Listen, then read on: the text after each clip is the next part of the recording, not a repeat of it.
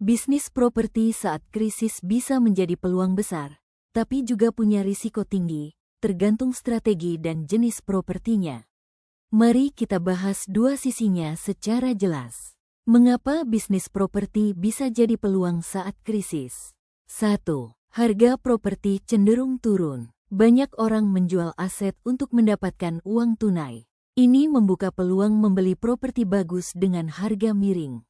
2. Persaingan lebih sedikit. Saat ekonomi lesu, investor lain menahan diri. Artinya, kamu bisa masuk pasar dengan tekanan kompetisi rendah. 3. Sewa tetap dibutuhkan. Meskipun daya beli turun, kebutuhan tempat tinggal dan tempat usaha tetap ada. Bisnis kos, kontrakan, dan sewa ruko kecil masih bisa jalan. 4. Peluang investasi jangka panjang. Properti yang dibeli saat krisis biasanya akan naik signifikan setelah ekonomi pulih. Ini peluang bagi yang berpikir jangka panjang. 5. Negosiasi mudah. Penjual lebih fleksibel dalam harga dan cara bayar, misalnya cicilan langsung tanpa bank. Risiko dan tantangan yang harus diwaspadai. 1. Permintaan menurun. Banyak orang menunda beli rumah atau pindah tempat tinggal karena ekonomi tidak pasti. 2. Sewa bisa turun. Penyewa bisa meminta potongan harga atau malah pindah ke tempat yang lebih murah.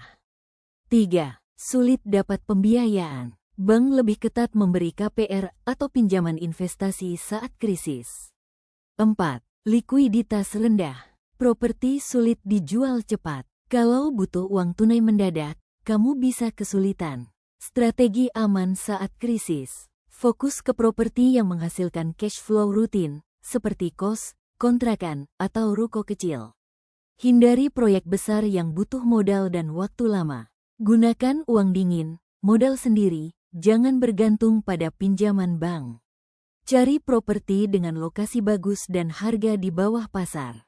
Prioritaskan nilai sewa stabil, bukan spekulasi harga naik. Kesimpulan, bisnis properti tetap peluang saat krisis, asal kamu bermain di segmen kebutuhan dasar, tempat tinggal, kos, sewa kecil, dan punya modal kuat untuk bertahan. Tapi kalau tujuannya spekulasi cepat, itu berisiko tinggi di masa krisis.